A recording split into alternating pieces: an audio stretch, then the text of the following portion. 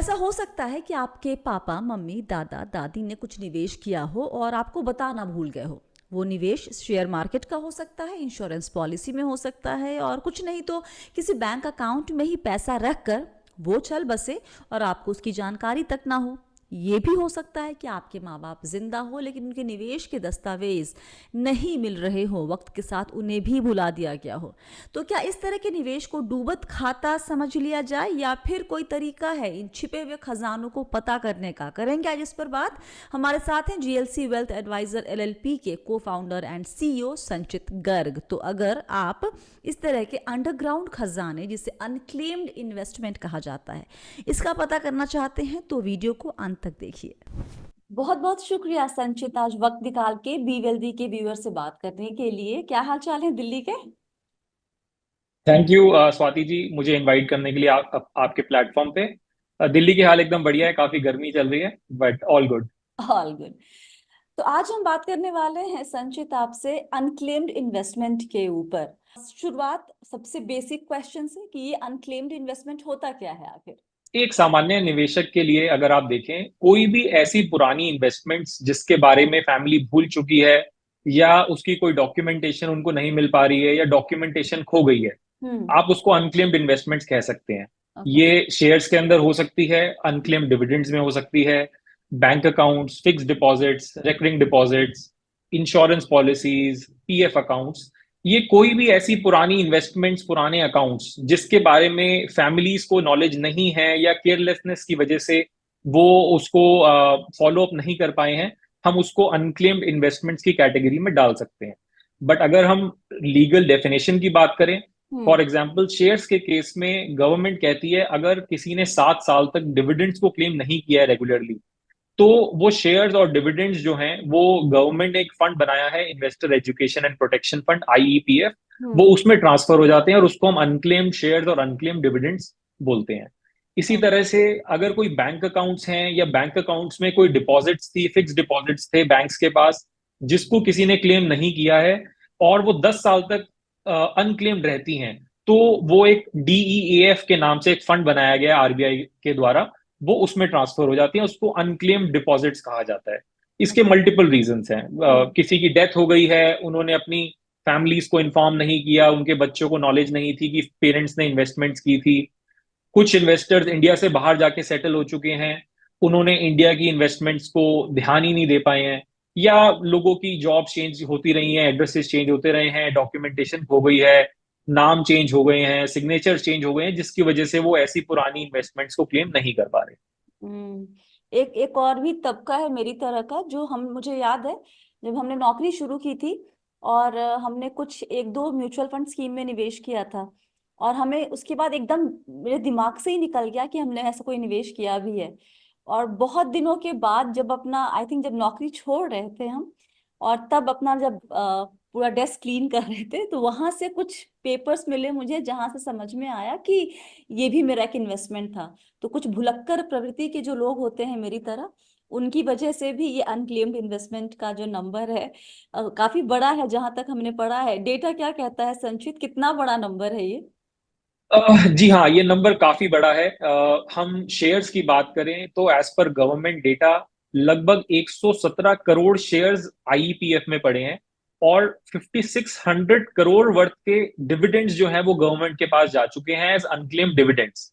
अगर हम इन इन शेयर्स की मार्केट वैल्यू की आज के दिन बात करें, तो ये हमारा एस्टिमेट है, इसका कोई एस्टिमेशन वैसे दे नहीं सकता बिकॉज मार्केट के रेट्स ऊपर नीचे जाते रहते हैं, बट एक अप्रोक्सीमेट फिगर की बात करें तो लगभग 50,000 करोड़ के ये शेयर्स हैं जो आईईपीएफ के अंदर पड़े हैं। सिमिलरली और काफी सारे एसेट क्लासेस हैं जैसे कि unclaimed bank accounts and deposits, हम्म। उनके अंदर लगभग 40 से 45 करोड़ रुपए हैं जो अनक्लेम्ड पड़े हैं। कुछ 40 से इंश्योरेंस 45 पॉलिसी, करोड़ या 45,000 करोड़? सॉरी, 40 से 45 हजार करोड़, हाँ। करेक्ट। हाँ। सिमिलरली कुछ इंश्योरेंस पॉलिसीज हैं, उसका एस्टिमेट कहा जाता है 20 से 25 हजार करोड़ के बीच में है। लगभग 60 एक हजार करोड़ रुपए कहा जाता है पब्लिक प्रोविडेंट फंड्स, पीएफ के अंदर पड़े हैं। क्या बात म्यूचुअल करें, फंड्स के साठ अंदर, हजार करोड़ जी प्रोविडेंट फंड में? Oh my God. जी जी, हम्म। इसके बहुत सारे अलग अलग एस्टिमेट्स हैं। अगर आप इंटरनेट पे जाएंगे, कुछ गवर्नमेंट ने एस्टिमेट्स दिए हैं, कुछ बहुत अलग अलग सोर्सेज हैं जिसपे इनका अनुमान लगाया गया है। ये पूरा का पूरा लगभग देखा जाए तो 2 लाख करोड़ है जो अलग अलग फाइनेंशियल सिक्योरिटीज के अंदर अनक्लेम पड़ा हुआ है। इसके अलावा हम्म। मेरा एस्टिमेट, ये हमारा एस्टिमेट कहता है लगभग 1 लाख करोड़ रुपए ऐसे फिजिकल शेयर्स के अंदर पड़ा है, स्टॉक मार्केट में लगा हुआ है, जो हम्म। आज तक डीमटीरियलाइज नहीं हुआ है। उसको अनक्लेम्ड तो नहीं कह सकते, बट उसमें से भी काफी लोग ऐसे हैं जिनको वो फिजिकल शेयर्स की नॉलेज नहीं है। उनके parents, grand parents, great grand parents की वो इन्वेस्टमेंट्स लगी हुई हैं और आज के दिन उनको उसकी नॉलेज नहीं है। अच्छा, ये बात बताएं कि जो पैसे फंड में चले जाते हैं 7 साल के बाद, शेयर्स के जो डिविडेंड क्लेम नहीं हुए वो, और दूसरा जो आपने कहा बैंक डिपॉजिट वाला, इसका होता क्या है? वो वहां पे रहते हैं या उसका इस्तेमाल सरकार कर लेती है? नहीं, जो शेयर्स आईपीएफ में जैसे जाते हैं वो हम्म। बेसिकली गवर्नमेंट की कस्टडी में है। हम्म। जो भी राइटफुल क्लेमेंट है वो पूरा कंप्लायंसेस पूरी करके अपने शेयर्स को क्लेम कर सकता है। जो अच्छा। उसका डिविडेंड्स होता है वो डिविडेंड्स सेंट्रल फंड में चला जाता है, गवर्नमेंट उसको यूज करती है, लेकिन जब भी कोई क्लेमेंट आता है वो अमाउंट रिफंड किया जाता है आफ्टर डूइंग ड्यू डिलिजेंस। जो भी पूरी कंप्लायंसेस हैं जब वो पूरी होती है, वो डिविडेंड का अमाउंट भी वापस क्लेम किया जा सकता ओके। आपने इस सवाल का जवाब पहले ही दे दिया कि क्यों इतने सारे पैसे पड़े हुए हैं। तो हम अगला सवाल लेते हैं। देखिए, दो तरह के लोग होते हैं संचित। एटलीस्ट हमारे पास बी वेल्दी पे हमने इस पर एक वीडियो पहले भी बनाया था। तो उसमें बहुत सारे क्वेश्चंस आए थे हमारे कमेंट में, ऑलमोस्ट 400 या 500 कमेंट्स आए थे हमारे पास, और कई सारे मेल भी आए थे। तो मुझे समझ में आया कि दो तरह के लोग हैं। एक, जिनको ये मालूम है कि उनके घर में किसी ने निवेश किया था या कहीं पैसे डिपॉजिट किए थे, लेकिन डॉक्यूमेंट्स नहीं है, बहुत बाद में पता चला। अब उनको ये मालूम नहीं है कि भाई रास्ता क्या है आगे बढ़ने का, वो पैसे वापस लेने का। और दूसरा तबका है जिसको ये जानना है कि अगर मुझे पता ही नहीं है कि मेरे पापा ने, दादा ने कुछ निवेश किया कि नहीं किया, लेकिन व्हाट इफ किया हो और मुझे पता ही नहीं है, तो उनको अलग तरीके से उनके लिए लॉटरी लग जाएगी अगर उनको मालूम हो जाए तो। है। तो वो भी चाहते हैं पता करना। तो हमने पहले तबका जो है हमने बात करी, उनके कुछ एक्चुअल सवाल जो हमारे पास आए थे वो मैं आपसे जी। पूछना चाहूंगी, और फिर हम बाकी सवाल भी लेते हैं। तो एक सवाल हमारे एक सब्सक्राइबर जी का था कि मेरे पिताजी ने डीमैट अकाउंट क्रिएट किया था फिजिकल पेपर डीमैट टाइम में। कुछ कंपनी, मद्रास स्टॉक एक्सचेंज पे भी कुछ कंपनियों में उन्होंने निवेश किया था, शेयर पे फोकस नहीं किया। अब मैं उस अकाउंट का स्टेटस कैसे चेक कर सकता हूँ?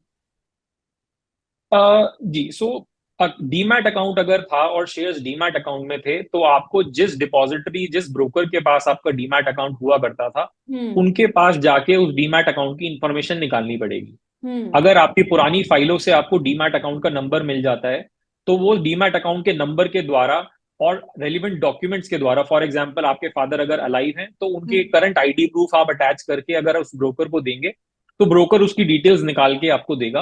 हम्म। एंड आप उनसे बोल सकते हैं कि उस डीमैट अकाउंट की पुरानी स्टेटमेंट्स निकाल के दी जाए, सो दैट आप चेक कर पाए कि कौन सी इन्वेस्टमेंट्स हैं जो अभी भी आपकी नॉलेज में से मिस आउट हो गई हैं। और कुछ इन्वेस्टमेंट्स अगर डीमैट अकाउंट से आईईपीएफ में चली गई है तो उसका एक अलग प्रोसेस है जो पूरा रिकवर करने का करना पड़ेगा। अगर फादर की डेथ हो गई है तो उनका डेथ सर्टिफिकेट प्लस आपके अपने आईडी प्रूफ्स लेके आपको ब्रोकर के पास जाना पड़ेगा, और हम्म। फिर वो ब्रोकर आपको उस डीमैट अकाउंट की इंफॉर्मेशन देंगे। बात हुई फिजिकल शेयर्स की, आपने कहा फिजिकल शेयर्स के टाइम पे आप किया करते थे। हम्म। अगर वो फिजिकल शेयर्स आज तक डीमैट में कन्वर्ट ही नहीं हुए, आपने कभी वो डीमटेरियलाइज ही नहीं करवाए, तो वो आज के दिन भी फिजिकल शेयर्स ही पड़े होंगे। हम्म। आपको पुरानी फाइलों में से उसकी डॉक्यूमेंटेशन निकालनी पड़ेगी। अगर आपको उसकी डॉक्यूमेंटेशन नहीं मिलती है तो जिस जिस कंपनी में इन्वेस्टमेंट्स थी उन कंपनीज को अप्रोच करके अपने रेलिवेंट डॉक्यूमेंट्स देके वो कंपनी वेरीफाई करके आपको उन शेयर्स की इंफॉर्मेशन प्रोवाइड करेगी, और फिर उसको क्लेम करने का जो पूरा प्रोसेस है वो आपको करना पड़ेगा। ओके, अगला सवाल है। इनका नाम हमें नहीं पता। मेरी पत्नी के नाम से शेयर हैं, वो जीवित हैं, करीब 25 साल से पुराने हैं सर्टिफिकेट्स। पता भी है, मालूम है, क्या वो भी आईपीएफ में गए होंगे? कभी कोई डिविडेंड नहीं आया, क्या करें?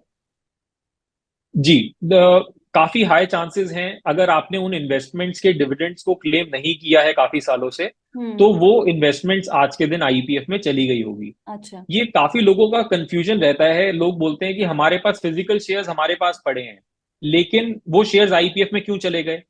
गवर्नमेंट आईपीएफ का रूल जो बनाया गया है गवर्नमेंट के द्वारा, वो कहता है अगर आपने डिविडेंड्स क्लेम नहीं किए तो शेयर आईपीएफ में चले जाएंगे। इवन हम्म। दो फिजिकल पोजेशन हो सकता है आपके पास पड़ा हो, लेकिन हम्म। स्टिल उन शेयर्स को अगर आप मार्केट में बेचने जाएं या डीमैट कराने जाएं, वो शेयर्स डीमैट नहीं होंगे अनलेस आईपीएफ का आप पूरा प्रोसेस करते हैं और वो शेयर्स आईपीएफ रिलीज करके आपके डीमैट अकाउंट में देता है। ओ। तो जी, तो आपके पास अगर इंफॉर्मेशन है आपकी वाइफ के कौन सी कंपनी के शेयर्स थे और आपको डिविडेंड्स नहीं मिल रहे हैं, तो उस कंपनी को आपको अप्रोच करना पड़ेगा, उसके रजिस्ट्रार को सारे डॉक्यूमेंट देने पड़ेंगे और फिर वो कंपनी आपके साथ पूरी इंफॉर्मेशन शेयर करेगी कि वो शेयर्स का क्या स्टेटस है, क्या वो शेयर्स आईपीएफ में चले गए हैं या नहीं गए हैं। ये जी। अगला सवाल, मेरे पिताजी का डीमैट अकाउंट है रेलिगेयर ब्रोकर के साथ, लेकिन इसके अलावा मेरे पास कोई और जानकारी नहीं है। How should I go about it? I think जैसा मैंने अभी बताया, हम्म। आपको अगर अपने फादर का डीमैट अकाउंट का नंबर पता है हम्म। और उनका पैन कार्ड उस डीमैट अकाउंट से लिंक था या कोई ईमेल आईडी थी जो आप यूज किया करते थे उस डीमैट अकाउंट से रिलेटेड, आप उस हम्म। ईमेल आईडी को ट्रैक कीजिए सो दैट आपको डीमैट अकाउंट की इंफॉर्मेशन मिले। ओ। आपको डीमैट की इंफॉर्मेशन मिलेगी तो आप रेलिगेयर के पास जाइए, अपने फादर के डॉक्यूमेंट्स दीजिए, आधार कार्ड, पैन कार्ड। फिर वो ब्रोकर पूरी उस डीमैट अकाउंट का स्टेटस बताएगा, वो एक्टिव है, डोरमेंट है, उसकी स्टेटमेंट्स निकलवाइए, उसके अंदर कोई शेयर्स तो नहीं खड़े हुए या कोई शेयर्स ऐसे तो नहीं है जो डीमैट अकाउंट से आईपीएफ में ट्रांसफर हो गए। हम्म। नवीन शाह जी ने पूछा है कि 94-95 में कुछ कंपनियों के शेयर खरीदे थे, शेयरों का बैंक में डीमैट करवाया था, लेकिन लंबे समय से लेन देन नहीं करने से अकाउंट डीएक्टिव हो गया है। अब मैंने खाता एक्टिवेट करवाया है, लेकिन खाते में शेयर शो नहीं हो रहे हैं। इसका क्या सोल्यूशन है? जी, सो ये भी एक काफी पिक्यूलियर केस है।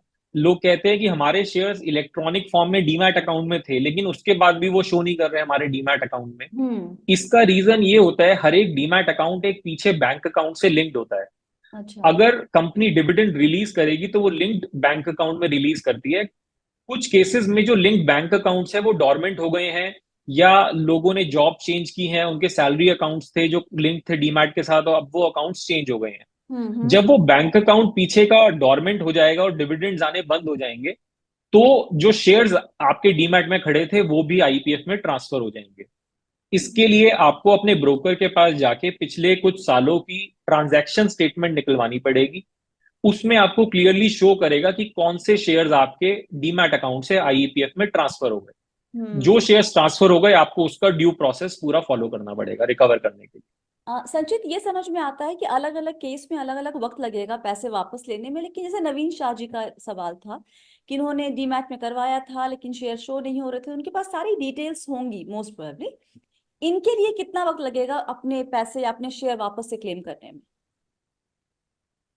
जी देखिए, दो तरह के सिनारियोज आते हैं। एक है जब इन्वेस्टर अलाइव है और एक है जब इन्वेस्टर अलाइव नहीं है। हम्म। नवीन जी के केस में सिंस ही इज अलाइव, उनका अपना डीमैट अकाउंट था, तो ये प्रोसेस स्लाइटली थोड़ा सा कम टाइम लेगा, हम्म। लेकिन तब भी इस प्रोसेस को कराने में 6 महीने से 12 महीने का टाइम लग सकता है। ये अरे बाप रे। प्रोसेस स्टेप हाँ। जी, इस प्रोसेस को स्टेप बाय स्टेप करना पड़ता है। हाँ। और जो आईपीएफ का फाइनल क्लेम है जो फाइल किया जाता है, बिकॉज गवर्नमेंट के पास इतने सारे क्लेम्स फाइल हो रहे हैं, तो वो फीफो मेथड पे क्लेम्स को अप्रूव करता है। तो अच्छा। उस प्रोसेस को करने में डेफिनेटली कुछ टाइम लगता है, उस फाइल को मूव होने में और वो अप्रूवल आने में। इस हम्म। केस में लगभग 6 से 12 महीने का टाइम।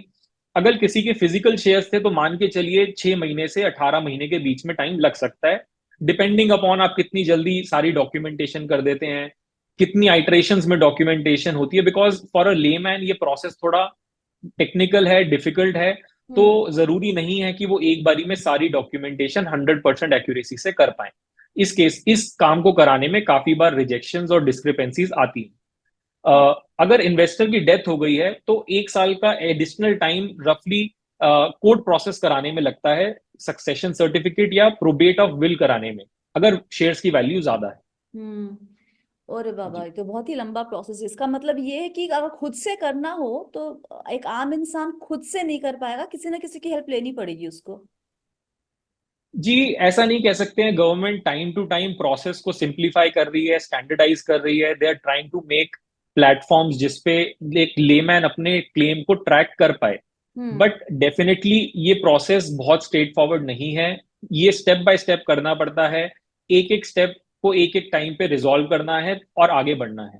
तो ऐसा नहीं है कि खुद नहीं कर सकते। काफी इन्वेस्टर्स, काफी फैमिलीज हैं जो खुद करने की कोशिश करती हैं, हम्म। जिनके पास टाइम है फॉलो अप करने का, कंटिन्यूअसली कॉल्स कर करके चेक करने का कि उनकी फाइल कहाँ गई, वो कर सकते हैं। हम्म। बट डेफिनेटली आपको हो सकता है एक प्रोफेशनल असिस्टेंस की जरूरत पड़े, हम्म। क्योंकि इसके अंदर काफी सारी चीजें इन्वॉल्व हैं। डीमैट अकाउंट खोलना, लीगल डॉक्यूमेंट्स बनाने के लिए लॉयर के पास जाना पड़ सकता है, कंपनी के आरटीए से डील करना पड़ता है, डुप्लीकेट शेयर्स के केस में न्यूज़पेपर में एडवर्टाइजमेंट्स देनी पड़ती हैं, एफआईआर करानी पड़ती है, फिर फाइनली गवर्नमेंट के क्लेम्स फाइल करने पड़ते हैं।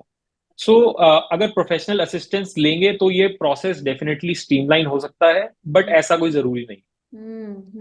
अच्छा, ये क्योंकि इंश्योरेंस में भी क्लेम हो सकता है, इक्विटी या शेयर्स में भी हो सकता है, या फिर बैंक डिपॉजिट्स में भी हो सकता है, कोई एक प्लेटफॉर्म है जहां पर इन तीनों चीजों के लिए हम इकट्ठे काम शुरू करें, या फिर सबके लिए अलग अलग दरवाजे खटखटाने होंगे? देखिए, पहले समझना पड़ेगा कि ये तीनों चीजें अलग अलग रेगुलेटरी अथॉरिटीज गवर्न करती हैं। जी। शेयर मार्केट और डिविडेंड सेबी के अंडर आता है। हम्म। इंश्योरेंस पॉलिसीज की अलग regulatory authority IRDAI. IRDAI, correct, हाँ। और जो बैंक डिपॉजिट्स हैं वो आरबीआई के अंडर आता है, एक डीईएएफ फंड बनाया गया है। हम्म। तो एक ऐसा सेंट्रलाइज्ड पोर्टल नहीं है जिसपे तीनों की इंफॉर्मेशन हो। But definitely for example shares के लिए आईपीएफ ने अपना एक पोर्टल बनाया है जहां पे आप जाके अपनी क्वेरीज को सॉल्व कर सकते हैं, एफएक्यूज पढ़ सकते हैं कि प्रोसेस कैसे करना है। प्लस अगर आपको कोई इन्वेस्टमेंट्स ढूंढनी है तो बेसिक इन्फॉर्मेशन डाल के आप अपने अपने फैमिली मेंबर्स की इन्वेस्टमेंट्स उस पर ढूंढ सकते हैं कि क्या क्या शेयर्स आईपीएफ में जा चुके हैं। ओके। सिमिलरली उद्गम एक पोर्टल बनाया गया है आरबीआई के द्वारा। उस पे काफी सारे बैंक्स का information of unclaimed deposits upload किया गया है।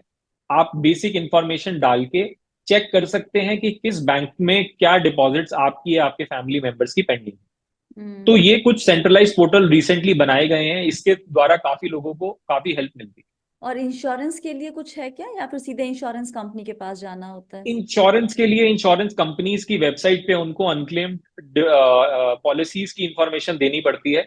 हम्म। और उसके द्वारा आप अपनी पॉलिसीज या जो भी अनक्लेम्ड आपके फंड्स हैं वो आप क्लेम हम्म। कर सकते हैं। जब आप कहते हैं कि आपको इसे मान उद्गम पे बेसिक इंफॉर्मेशन देनी होगी, वो बेसिक इंफॉर्मेशन में क्या देना होता है, संचित? जैसे आईपीएफ के पोर्टल में आपको सिंपल शेयर होल्डर का नाम डालना है, या अगर आपके पास फोलियो नंबर की इंफॉर्मेशन है वो डालनी है। उसके बेसिस पे आप अपने पुराने अनक्लेम्ड शेयर्स की इंफॉर्मेशन चेक कर सकते हैं।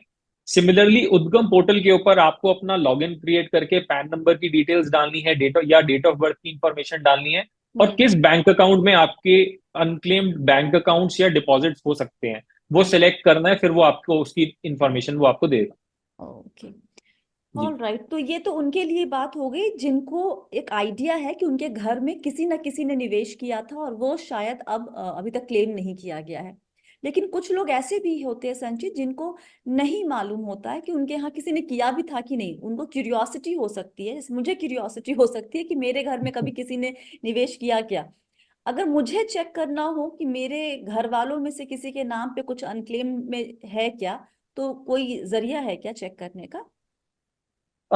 डेफिनेटली देखिए, दो तीन चीजें हैं। पहली चीज, आप पहले तो अपने घर में पुरानी फाइल्स डॉक्यूमेंट्स को चेक कीजिए।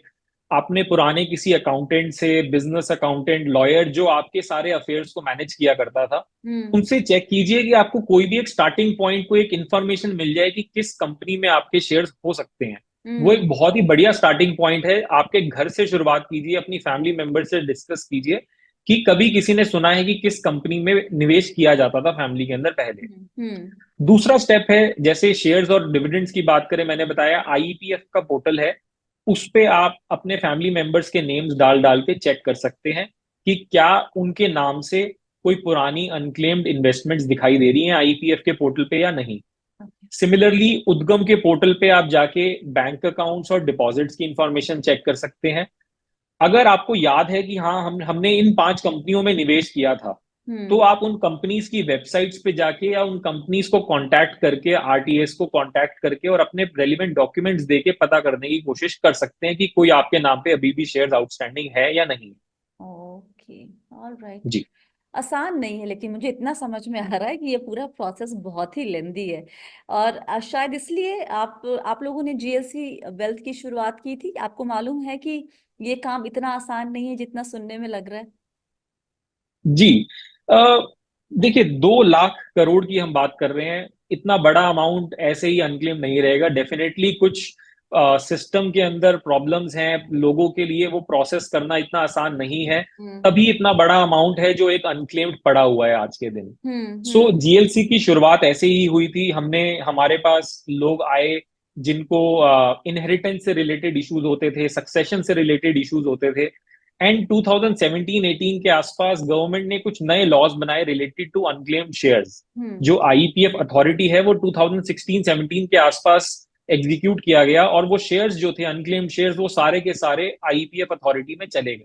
हम्म सो वहां से जीएलसी की शुरुआत हुई, और आज के दिन हम लोग लगभग 1,000 करोड़ की रिकवरी का काम है जो करवा रहे हैं। काफी सारे इन्वेस्टर्स जो इंडिया में हैं, इंडिया हम्म से बाहर सेटल्ड हैं, हम उनको मदद कर रहे हैं विद द कंप्लीट प्रोसेस। हम्म जीएलसी एक end to end solution provide करता है ऐसे निवेशकों को, ऐसी फैमिलीज को, जिससे उनको 10 जगह ना जाना पड़े और वो एक जगह पे अपना काम स्ट्रीमलाइंड तरीके से करवा सकें। हम्म। संचित, अगर आप कंफर्टेबल हो जवाब देने में, क्योंकि जो लोग ये सुन रहे होंगे वो आपको अप्रोच करना चाहेंगे, आपकी कंपनी को। आप लोग इसके लिए ऑफ कोर्स एक फी चार्ज करते होंगे। एक मुझे अगर रेंज दे सके तो व्यूअर्स को पता है कि वो अफोर्ड कर सकते हैं कि नहीं, और वो फिर आपको अप्रोच करें, इफ यू आर जी कंफर्टेबल शेयरिंग दैट।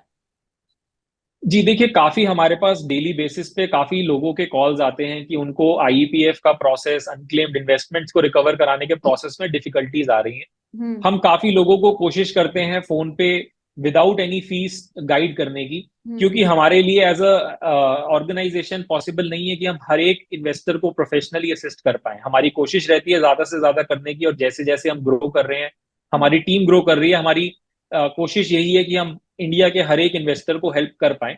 बट आज के दिन हम काफी सारे इन्वेस्टर्स को विदाउट एनी फीस भी गाइड करते हैं कि वो कैसे इस प्रॉब्लम को सॉल्व कर सकते हैं। ओके। बट कुछ investors still they want professional assistance, उनके पास टाइम नहीं है, या वो इतना प्रॉब्लम्स फेस कर चुके हैं कि उनको हमारी असिस्टेंस की जरूरत पड़ती है।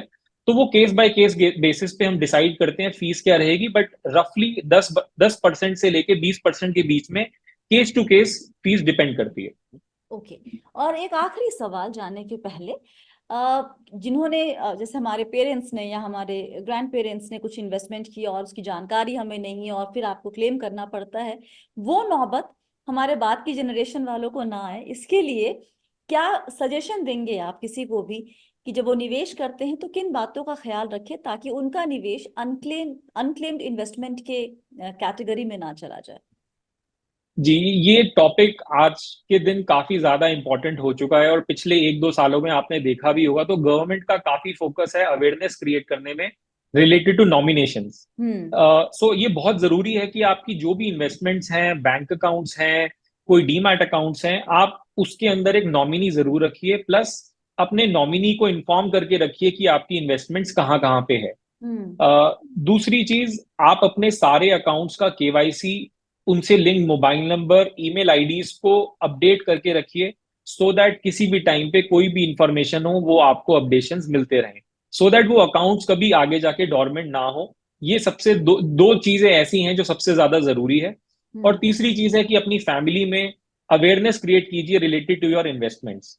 आज तक होता क्या है कि male member of the family जो they are the earning members, वो काफी हद तक इस इंफॉर्मेशन को ओपनली डिस्कस नहीं करते थे। But hmm with the new generation people are open about these discussions. वो कोशिश करते हैं कि अपने पार्टनर्स को, अपने बच्चों को ये सारी इंफॉर्मेशन शेयर करें, सो हम्म दैट कोई भी ऐसे सर्कमस्टांसेस आए तो वो इन्वेस्टमेंट्स ऐसा ना हो कि वो डेड हो जाएं या नॉलेज में से मिस आउट हो जाए। All right. तो भले ही कितना भी डरे लोग कि भाई मैं अपने पैसे के बारे में लोगों से बात नहीं करना चाहता, या फिर for all the valid reasons घर वालों से भी शेयर नहीं करना चाहता, तो कहीं ना कहीं तो एटलीस्ट लिख के एक फाइल में रखें, ताकि भगवान ना करे कि जो निवेश कर रहा है उससे कुछ हो जाए तो घर वालों को वो पैसे मिल तो जाए, वरना वो भी जाएंगे किसी फंड में ऐसे ही रहेंगे।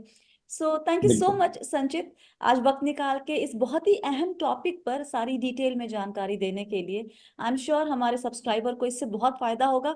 और तैयार रहिए, अब आपके पास फिर यहाँ से क्योंकि हमें याद है पिछले वीडियो के बाद भी जो कमेंट आए थे और मेल आए थे, आपके पास अब सवाल आने शुरू हो जाएंगे इसके बाद बहुत ही सारे। Thank you so much for your ji, time. Thank you Swati ji, thank you. तो आपने सुना कि अनक्लेम्ड इन्वेस्टमेंट कितनी बड़ी समस्या बन सकती है और इस रकम को वापस पाना कितना लंबा काम है। तो आपको अब क्या करना है, वो हर इंतज़ाम करना है जिससे आपका निवेश अनक्लेम्ड इन्वेस्टमेंट ना बने, और पुराने अनक्लेम्ड इन्वेस्टमेंट के लिए क्या क्या करना है वो हमने आपको इस वीडियो में बता दिया है। तो बस आज के लिए इतना ही। वीडियो लाइक करें, शेयर करें और करें बी वेल्दी को सब्सक्राइब। याद रखें आप है मेरे यानी स्वाति के साथ, और हम सब हैं बहुत ही सावधानी और समझदारी के साथ अमीर बनने के सफ़र पर। वक्त देने के लिए बहुत बहुत शुक्रिया। आप सभी को ढेर सारा प्यार और दुलार। Stay blessed, healthy and be wealthy.